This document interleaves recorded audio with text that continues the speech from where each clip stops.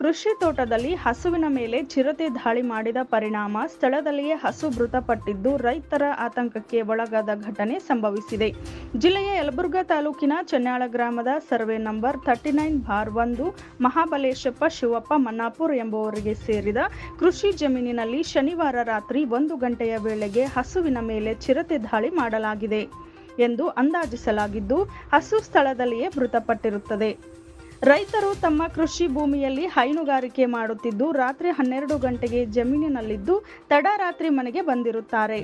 ಆದರೂ ಸಹ ಮಧ್ಯರಾತ್ರಿಯ ನಂತರ ಚಿರತೆ ದಾಳಿಯಾಗಿದ್ದು ಸುಮಾರು 20 ರಿಂದ 30 ಸಾವಿರ ಬೆಲೆ ಬಾಳುವ ಹಸು ಮೃತಪಟ್ಟಿದ್ದು ದಿನ ಪ್ರತಿ 2 ಹೊತ್ತು ಸಾಕಷ್ಟು ಪ್ರಮಾಣದಲ್ಲಿ ಹಾಲು ನೀಡುತ್ತಿತ್ತು.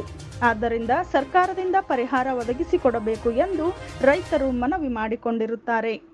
ಇತ್ತೀಚೆಗೆ ಕೊಪ್ಪಳ ತಾಲೂಕಿನ ಇರ್ಕಲ್ಗಡ ಹಾಗೂ ಇಂದರ್ಗಿ ಪ್ರದೇಶಗಳಲ್ಲಿ ಕರಡಿಗಳ ಹಾವಳಿ ಹೆಚ್ಚಾಗಿದ್ದು, ಈಗ ಇರ್ಕಲ್ಗಡ ಪಕ್ಕದಲ್ಲಿ ಇರುವ ಚನ್ಯಾಳ ಗ್ರಾಮದಲ್ಲಿ ಚಿರತೆ ದಾಳಿಯಿಂದ ಹಸುವೊಂದು ಸ್ಥಳದಲ್ಲಿಯೇ ಮೃತಪಟ್ಟಿದ್ದು ರೈತರಲ್ಲಿ ಆತಂಕವನ್ನ ಮನೆ ಮಾಡಿದೆ.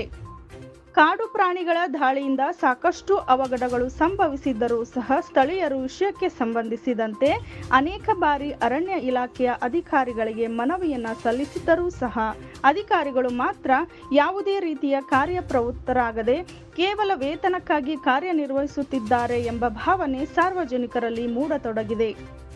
R5 news bureau, Girish Hiremath, Koppal.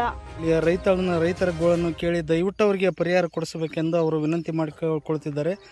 ಧನ್ಯವಾದಗಳೊಂದಿಗೆ R5 news, Girish Hiremath, Irkalgada.